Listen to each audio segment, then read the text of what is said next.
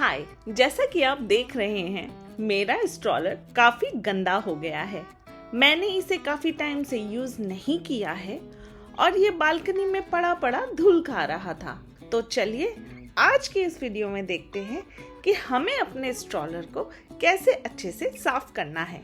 तो सबसे पहले हम फीडिंग ट्रे को निकाल लेते हैं। इसके लिए हम ट्रे के साइड में नीचे दिए हुए बटन को प्रेस करेंगे और ट्रे को बाहर खींच लेंगे। ऐसा ही अब हम दूसरी साइड भी करेंगे।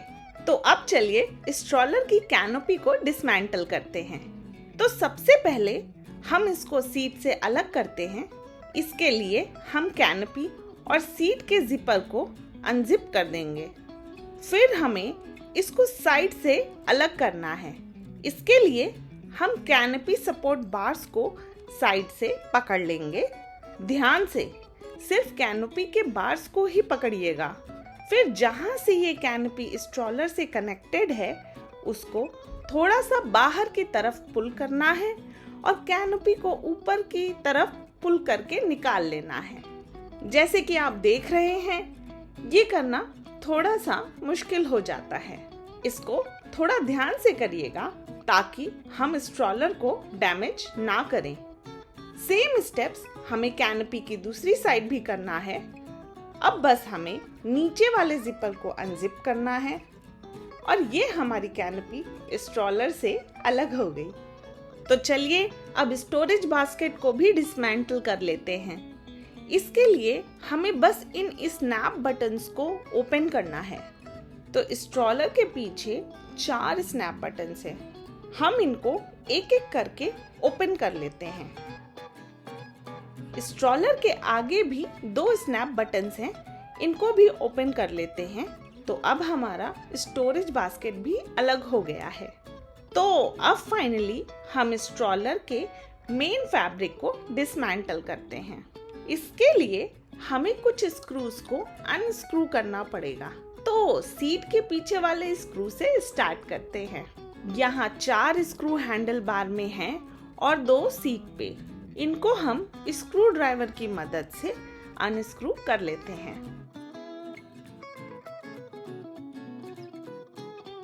तो पीछे से हमने टोटल 6 स्क्रूज को निकाल लिया है। अब स्ट्रॉलर को लेटा लेते हैं ताकि हम उसकी नीचे वाली साइड को भी एक्सेस कर पाएं। तो यहाँ पर 2 स्क्रूज हैं। आइए इनको भी ओपन कर लेते हैं।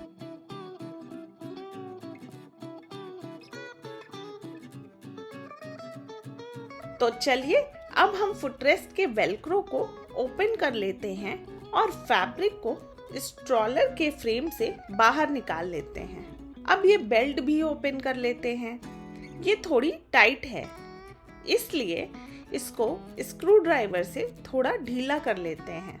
अब हमारा फैब्रिक नीचे से भी अलग हो गया है। आई थिंक अब इसको निकल जाना चाहिए। चलिए इसे पुल करके देखते हैं। ये साइड के स्नैप बटन्स अभी भी हमने ओपन नहीं किए हैं। चलिए इसे भी ओपन कर लेते हैं। अब फिर से इसको पुल करते हैं और देखिए ये आसानी से निकल गया है। इस फैब्रिक के अंदर भी कुछ है बट आई थिंक वो नहीं निकलेगा। तो हमें इसको ऐसे ही धोना पड़ेगा।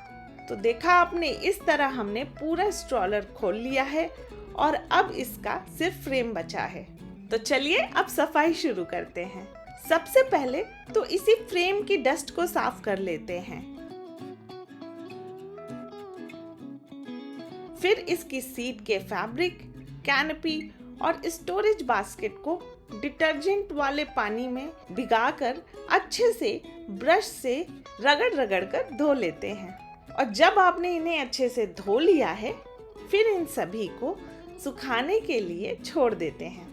तो जैसा कि आपने देखा स्ट्रॉलर के सारे पार्ट्स अच्छे से साफ हो गए हैं और सूख गए हैं। तो चलिए अब इसकी वापस से असेंबली करते हैं। तो स्टोरेज बास्केट से स्टार्ट करते हैं। जैसे इसको ओपन किया था वैसे ही इन स्नैप बटन्स को फिर से फ्रेम पर लगा देते हैं। इसके बाद हम सीट को लगाते हैं। इसके लिए हम इसे पीछे से फ्रेम पे चढ़ा देंगे और फ्रंट से वेलक्रो को ओपन करके फ्रेम पर चढ़ा देंगे। फिर इस साइड वाला एक्स्ट्रा फैब्रिक को साइड में कर देंगे और ये स्नैप बटन्स को लगा देंगे और फिर दूसरी साइड वाले एक्स्ट्रा फैब्रिक को भी हम ऐसे ही लगाएंगे कि हमारी सीट सही से रेक्लाइन हो पाए। जो स्क्रूज हमने संभाल के रखे थे अब हम उनको ले आते हैं और स्क्रू ड्राइवर की मदद से फिर से लगा देते हैं। तो 2 स्क्रूज हमको लेफ्ट साइड में लगाने हैं और 2 राइट साइड में। इनको आसानी से लगाने के लिए पहले इनको फैब्रिक में इंसर्ट कर लेते हैं और फिर फ्रेम पर टाइट कर लेते हैं।